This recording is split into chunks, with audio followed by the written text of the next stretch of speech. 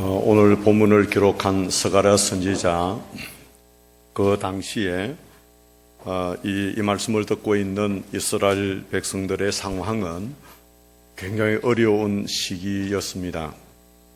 포로 생활을 청산하고 돌아온 이 백성들은 패배의식에 의해서 무기력한 상태에 있었고, 또한 환란의 바람이 조금만 불어도 쉽게 넘어지는 그러한 상황이었습니다. 그러나 이 학개와 스가랴 선지자는 그런 가운데서도 든든하게 세워져 있는 신앙인들이었습니다. 방해가 있고 핍박이 있고 고통이 심해도 하나님의 성전을 재건하는 그 일을 피하거나 멈추지 아니했습니다. 중간에 14년 동안 하나님의 성전을 건축할 수 없는 중단되었던 그러한 긴 기간이 있음에도 불구하고 그들은 하나님의 성전을 재건하는 일을 멈추지 않았습니다. 여러분, 교회가 하나님의 영광을 위하여라고 하는 이 일관성 있는 일을 한다는 것은 쉬운 일이 아닙니다. 오늘 본문 6절에도 이렇게 기록합니다. 너희가 먹고 마실 때 그것은 너희를 위하여 먹고 너희를 위하여 마시는 것이 아니냐. 이스라엘 백성들이 하나님을 위하여 한다라고 말은 합니다. 그러나 그 목적이 자신의 유익을 구하는 것들이 많았다는 것입니다. 이것을 하나님께서 아신 것입니다. 여러분, 교회를 우리가 세워가는, 우리 교회가 이제 새롭게 건축하는 것은 예배당을 건축하는 것이고 교회 건물을 건축하는 것이고, 우리가 오늘의 교회를 세워가는, 양산교회를 세워가는 이 일을 위해서 내 자신의 어떤 유익이 수단이 되어질 수는 없는 것입니다. 그래서 사도 바울은 고린도전서 10장 31절에 이렇게 고면하고 있습니다. 그런즉 너희가 먹든지 마시든지 무엇을 하든지 다 하나님의 영광을 위하여 하라. 그렇게 고면합니다. 하나님의 영광을 위한 존재가 되어진다는 것은 교회를 세우는 일에 핵심적인 요소가 되어지는 것을 꼭 기억하셔야 합니다. 자, 하나님의 영광을 위한 교회 어떻게 세워가면 될 것인가 하는 것을 생각해 보려고 합니다. 그 첫째는 먼저 하나님 앞에 기도하는 교회가 되어야 합니다. 여러분, 현 시대를 우리가 살아가고 있습니다. 또 하나님 앞에 기도 생활을 성도들은 하고 있는데 무엇을 위해서 여러분 기도하십니까? 일반적으로 보면 제가 파악하거나 또 목회하는 분들이 파악한 일반적인 경우는 그 기도가 주로 생계형 기도입니다. 생계형 기도. 다시 말하면 무엇을 먹을까, 무엇을 입을까, 무엇을 마실까 하는 문제에 해당되어지는 생계형 기도가 많이 있다는 것입니다. 그런데 하나님께서는 오늘 우리에게 기도를 하라. 그런데 무엇을 위한 기도를 해야 하는가 하니까 교회를 세우는 일을 위해서 기도하라. 그렇게 말씀합니다. 본문 5절 6절 말씀을 보시죠. 온 땅의 백성과 제사장들에게 이르라. 너희가 70년 동안 다섯째 달과 일곱째 달에 금식하고 애통하였거니와 그 금식이 나를 위하여 한 것이냐. 너희가 먹고 마실 때 그것은 너희를 위하여 먹고 너희를 위하여 마시는 것이 아니냐. 하나님께서 이스라엘 백성들에게 물으시는 것입니다. 하나님은 이스라엘 백성들을 향하여 나 자신을 위해서 너희들이 기도하고 있느냐, 위의 것을 위해서, 하나님 나라를 위해서, 이 땅에 교회를 세워가는 이 일을 위해서 너희들이 기도하고 있느냐는 것을 물으십니다. 그래서 하나님의 영광을 위한 교회가 되기 위해서는 우리가 한 마음으로 하나님 앞에 기도하는 그 기도의 목적은, 그 기도의 표현은 교회를 세워가기 위한 그러한 기도가 우리에게 있어야 합니다. 여러분, 기도하시는 분들은 개인이나 교회나 또 국가적으로 기도를 한다든지 할 때에는 방향성을 잃어버리지 않습니다. 기도는 방향성을 잃어버리지 않는다. 이런 걸 좀 메모해 놓으시면 얼마나 좋으실까. 여러분, 신앙인들이 기도는 하나님이 원하시는 방향을 찾아가는 것입니다. 기도하면서 그 방향을 재확인하고 그리고 우리가 가야 될 그 길을 이 땅에서 좌로나 우로나 치우치지 아니하고 그 기도를 통해서 하나님이 원하시는 그 방향, 그 정로를 향하여 나아가는 이 신앙의 걸음을 걸어갈 수 있게 되어지는 것입니다. 여러분, 기도하시는 분도 보십시오. 일이 산더미처럼 쌓여 있고 앞에 답답한 일이 막혀 있다고 해도 그 기도하는 그 기도를 통해서 그 방향을 놓치지 아니하고 끝까지 일이 산더미처럼 쌓이던 난감한 일들이 부딪혀도 관계없이 우리가 가야 될 방향을 향해서 신앙인들은 기도를 통해서 나아가게 되어지는 것입니다. 그래서 여러분, 우리가 먼저 하나님 앞에 기도해야 될 때 그 기도의 주 목적은 하나님의 교회를 세우는 일을 위해서 기도를 해야 된다는 것을 저버리지 꼭 기억하시면서, 예수님께서 한 번은 이 성전에 들어가셨을 때 화를 내신 적이 계십니다. 무엇 때문에 화를 내셨는가 하니까 그 성전이 세워진 목적이 있는데 그 목적을 이탈해버리고 다른 것들을 장사하고 돈을 바꾸고 하는 그런 난장판이 되어진 성전에 들어가신 것입니다. 그래서 예수님께서 화를 내시면서 이 하나님의 성전이 변질되어서는 안 되는데 지금 변질되어져 있는 것입니다.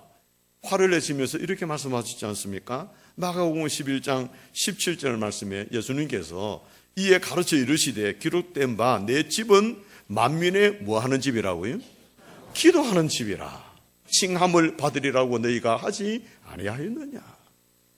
기도하는 집을 왜 이 모양을 만들어 놨느냐고 화를 내셨습니다. 교회가 하나님의 영광을 위한 곳이 되려고 하면 기도하셔야 됩니다. 이 자리에 함께 예배 드리는 저와 여러분들이 교회 안에서 기도함으로 하나님의 교회를 세워가는 그 일을 목적으로 기도하지 아니하면 영광스러운 하나님의 교회를 세워갈 수가 없습니다. 우리 양산교회는 오전 10시에서 저녁 8시까지 본당을 개방해 놓습니다. 요즘 본당 개방 안 합니다. 왜냐하니까 도둑들이 너무 들끓어가지고 안에 있는 다 가져가 버린다니까. 예. 어떤 교회는 트럭을 대놓고 다 싣고 갔더라는 거예요. 그러니까 교회는 철저하게 보안을 하는 그런 현상이 현 시대에 있습니다. 그런데 우리 교회는 과감하게 문을 열어놓고 있습니다. 예. 추우면 히터 틀어놓지요. 더우면 에어컨 틀어놓지요. 예. 무엇 때문에 그렇게 합니까? 왜 전력 낭비를 그렇게 하면서 본당 문을 개방해 놓습니까? 기도하는 집, 성전을 기도하는 집으로 우리는 만들어가는 것입니다. 만들어가고자 하는 운동을 펼치는 것이 한마음 기도 운동입니다. 일주일에 몇 번 여러분 교회에 오셔서 하나님의 성전을 기도하는 집으로 여러분 만들어가고 계십니까?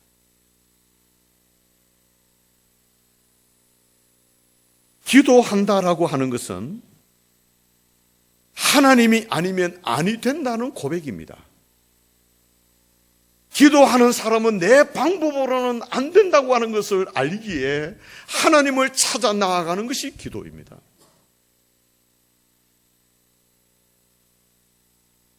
세상 방법과 세상 전력 한정이 있습니다.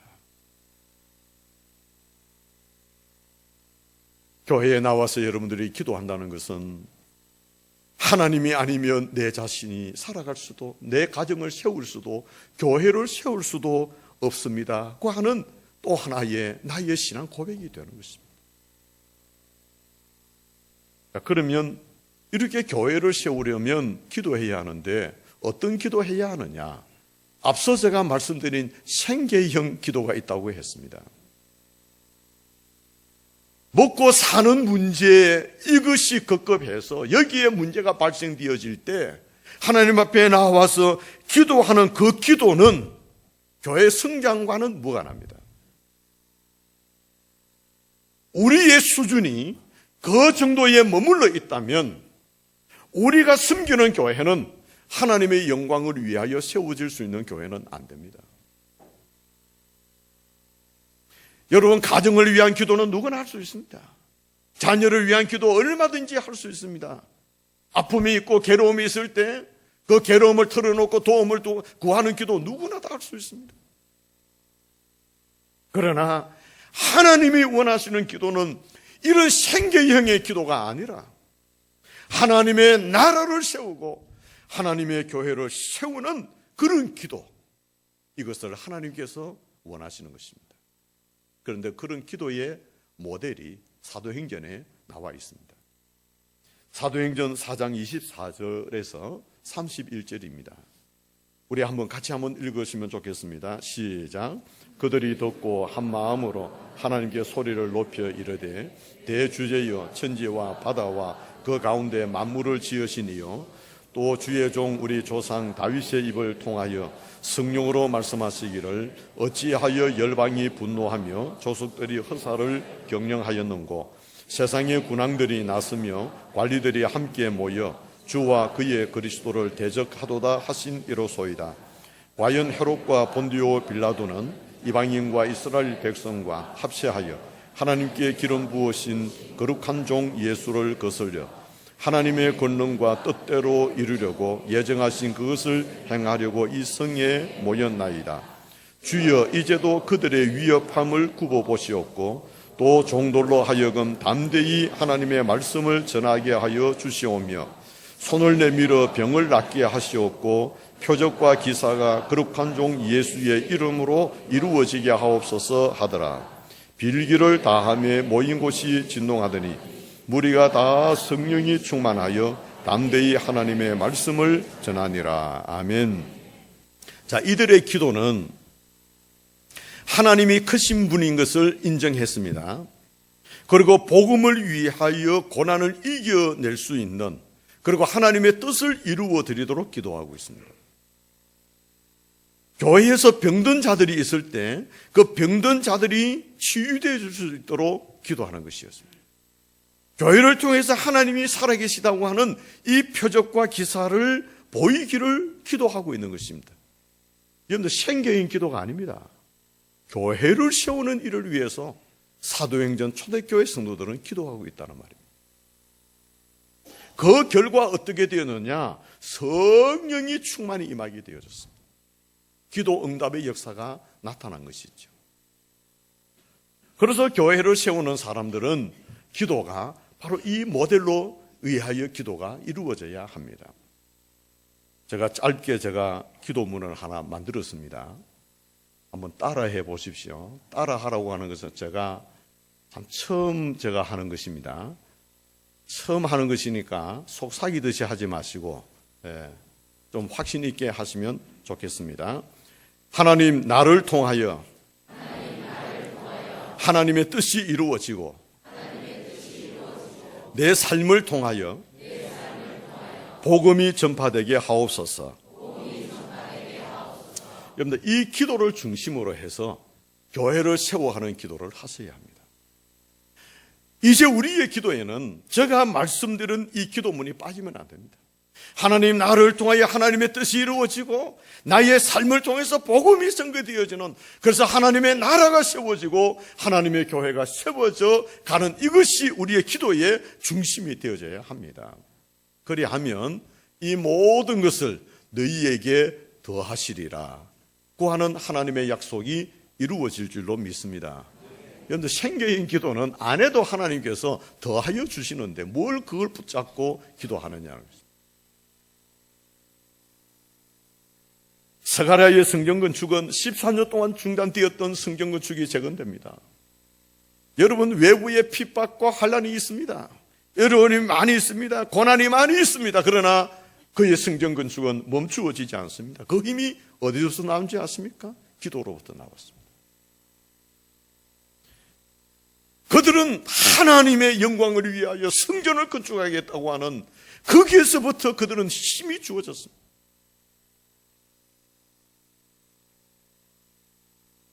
이 정신을 그대로 이어나간 것이 바로 사도행전입니다. 신약시대의 사도행전의 역사는 바로 이 스가랴의 이 정신이 이어져 나온 것입니다. 사도행전 2장 42절 말씀해 보시면 그들이 사도의 가르침을 받아 서로 교제하고 떡을 떼며 오로지 기도하기를 힘쓰니라. 여러분들 그 정신이 사도행전에서 이어진 것이죠. 사도행전 초대교회 그 당시는 굉장히 힘들었습니다. 신앙을 지키는 것도 힘들고 복음 전하는 것도 힘들고 하나님의 성전을 지키는 것도 힘들었습니다. 그러나 어떠한 환난과 역경이 와도 조금도 흐트러짐 없이 하나님의 영광을 위하여 하나님의 나라 건설과 하나님의 교회를 세워가는 일을 위해서 그들은 기도하였습니다. 그들은 정말 기도하기를 힘썼습니다. 기도 외에는 다른 방법이 없기 때문입니다. 여러분, 하나님이 원하시는 교회를 세우는 이 원리는 그 구약 스가랴 시대에나 신약 초대교회 그 시대에나 오늘 현 시대에나 그 원리는 동일합니다. 기도하면 된다고 하는 여러분의 믿음의 변화를 한번 가져보십시오. 이제는 정말 내가 하나님 앞에 하나님의 교회와 내 자신과 가정을 이 땅 위에 하나님의 나라를 세워가는 그 일을 위해서 내가 하나님 앞에 기도해 보리라. 여러분, 여러분의 믿음의 변화를 좀 이루어 보십시오. 기도하면 된다. 하나님께서 이 일을 반드시 이루어 주실 것이다.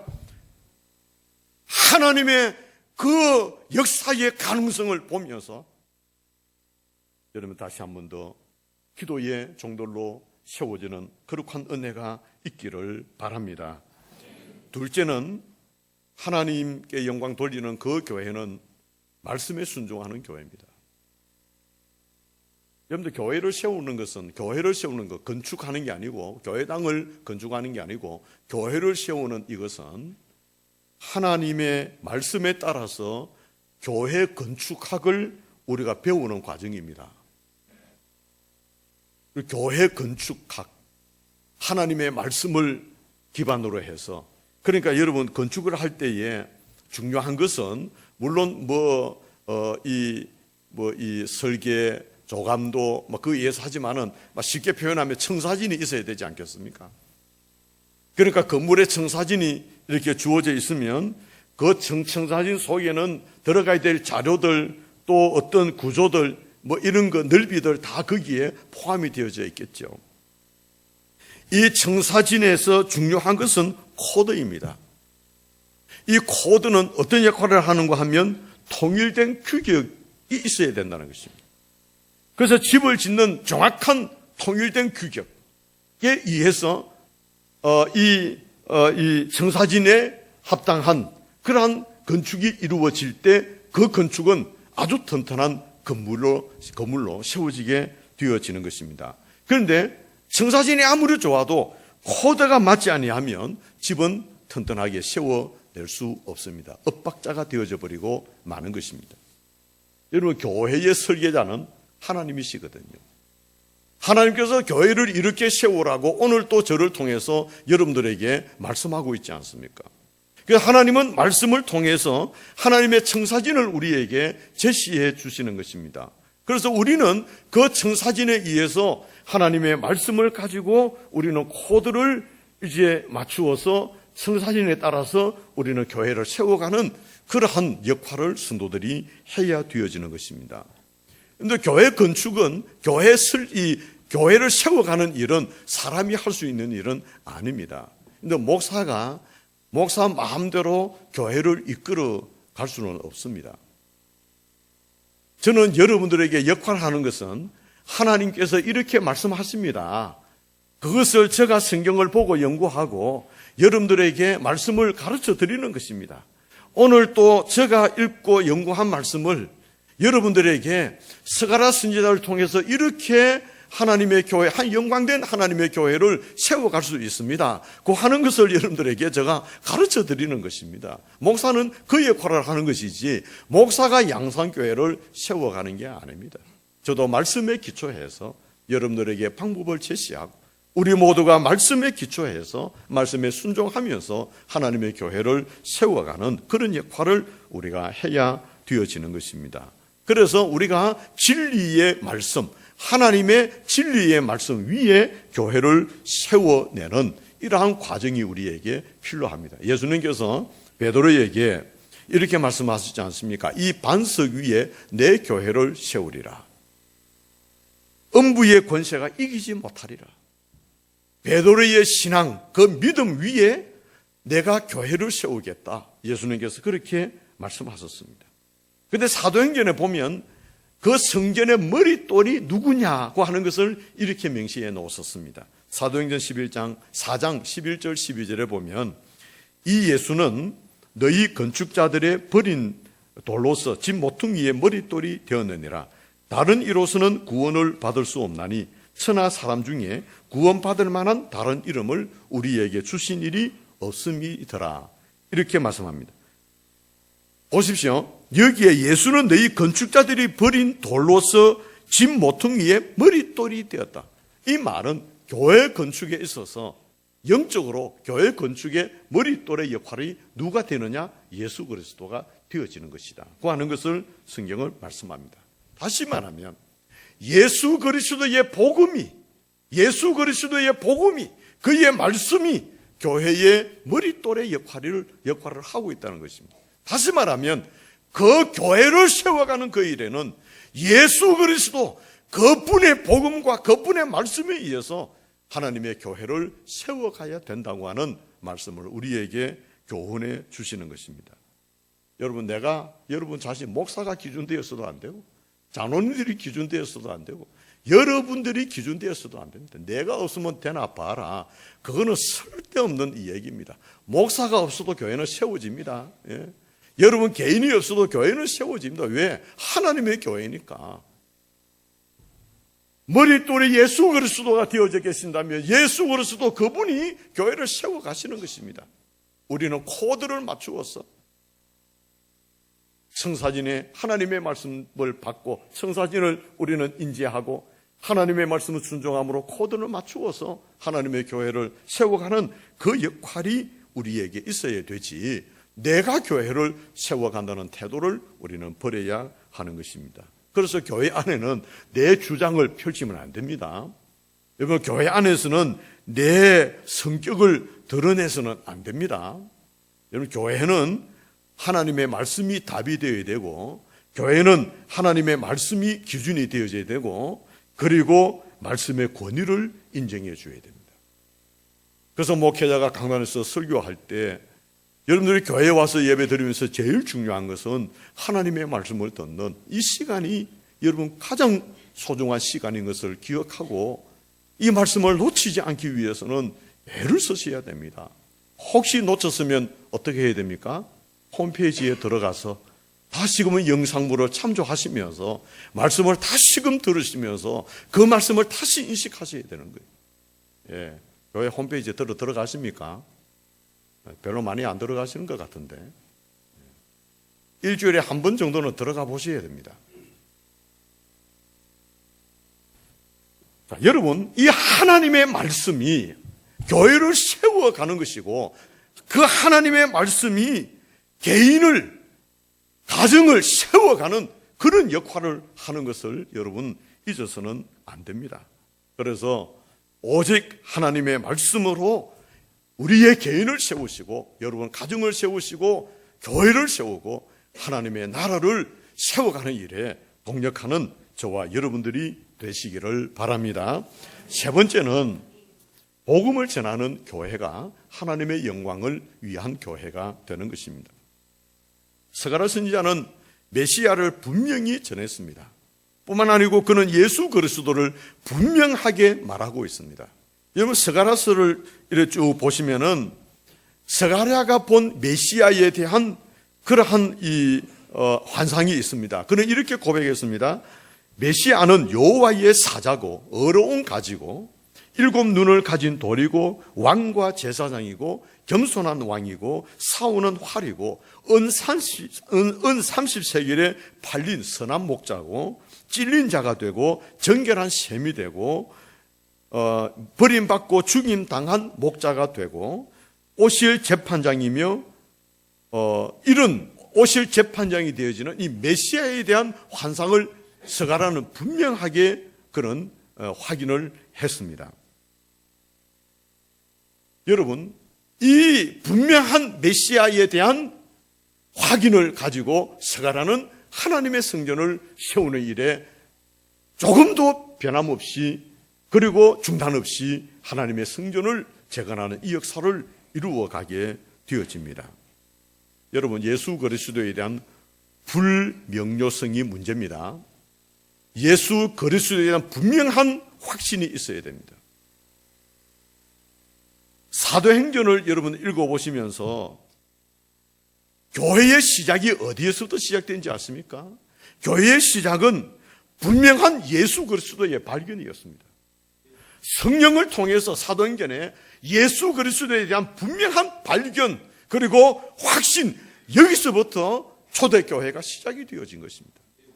오늘 교회를 세워가는 저와 여러분들이 예수 그리스도 그분이 나의 구주가 된다는 이 사실에 대한 확실한 확신이 우리에게 주어질 때 교회를 세워가는 이 일을 우리가 담대하게 어떤 어려움이 있더라도 우리는 이 일을 이루어 갈 수 있게 되어지는 것입니다. 교회의 방향은 바로 예수 그리스도 그분입니다. 그리스도가 모퉁이의 도머리돌이 되어주시는 그 이유는 건축의 방향성을 우리에게 제시해 주는 역할을 하는 것도 되지 않겠느냐. 사도행전 4장 11절에 베드로와 사도 요한은 공회 앞에서 이 예수는 너희 건축자들의 버린 돌로서 집 모퉁이의 머릿돌이 되었다고 담대하게 말했습니다. 교회는 예수 그리스도를 향해야 합니다. 예수 그리스도의 길을 가야 교회가 든든하게 세워집니다. 반드시 그분이 가르쳐 주신 그 진리의 길을 향해서 교회는 세워져 가야 교회는 능력이 있습니다. 요한복음 14장 6절에 이렇게 주님 말씀하십니다. 예수께서 이르시되 내가 곧 길이요 진리요 생명이니 나로 말미암지 않고는 아버지께로 올 자가 없느니라. 주님은 내가 길이다, 내가 생명, 내가 진리다, 내가 생명이다. 나로 말미암지 않고는 아버지께로 갈 자가 아무도 없다. 여러분, 이것을 우리가 확신하셔야 돼요. 하나님의 교회를 세워 가려고 하면 예수 그리스도에 대한 분명한 고백이 있어야 됩니다. 예수 그리스도 그분, 아무리 바다에 풍랑이 일어나도 잠잠하라 하면 바다까지도 잠잠하였던 예수 그리스도 그분, 베드로가 예수 그리스도의 이름으로 안전병인을 일으킬 때, 나사렛 예수 그리스도의 이름으로 일어나라 했을 때 그 안전병이조차도 일어날 수밖에 없었던 예수 그리스도 그분을 향해서 오늘의 교회는 나아가야 되는 것입니다. 여러분, 예수 그리스도 그분은 더할 것도 없고 뺄 것도 없습니다. 그분만이 우리의 생명의 길이 되시는 것입니다. 여러분, 이 예수 그리스도를 이 땅에 우리는 선포해야 할 것 아닙니까? 오늘 오후에는 양산 성시아 본부 2기 출범 연합 감사 예배 드립니다. 양산에 아직 10%가 되지 아니하는 기독교인들, 아이들까지 포함했어요. 한 9% 정도 될까요? 아직도 하나님 앞에 나오지 못하는 90% 이상의 저 수많은 영혼들을 향해서 우리는 이 복음 증가하는 자들로 세워지는 이러한 제2기의 출발이 되어지는 것입니다. 1기는 사실은 아무리 역할을 못했어요. 2기는 이제 우리가 한번 해보자. 정몽산의 마우차하고 뜻을 같이 하고 우리가 한번 이 양산의 복음화를 위해서 목사님 한번 힘써 보십시다. 그래서 2기가 사실은 출범하게 되어지는 것입니다. 복음을 전가하지 아니하면 안 되는 것입니다. 여러분, 복음만이 진리의 길이고 복음만이 생명의 길인 것을 알면은 왜 우리가 전가하지 않을 수 않겠느냐 말입니다. 천국 가는 그 복음을 내 호주머니 속에만 집어넣어 버리고 그렇게 살아가면 되겠느냐? 이제는 이 복음을 증거해야 될 거예요. 사랑하는 성도 여러분, 이제는 하나님의 말씀을 붙잡고 복음 중심으로 예수 그리스도 그분 중심으로 우리의 삶을 살아가면서 예수 그리스도의 능력으로 이 세상을 향하여 복음을 전가하는 그러한 성도로서 살아가는, 그래서 우리 교회가 하나님이 원하시는 그러한 교회로 높이 세움받는 그러한 교회가 되는 일에 우리 온 성도들이 함께 동력하시는 하나님의 은혜가 함께 하시기를 주님의 이름으로 기원합니다.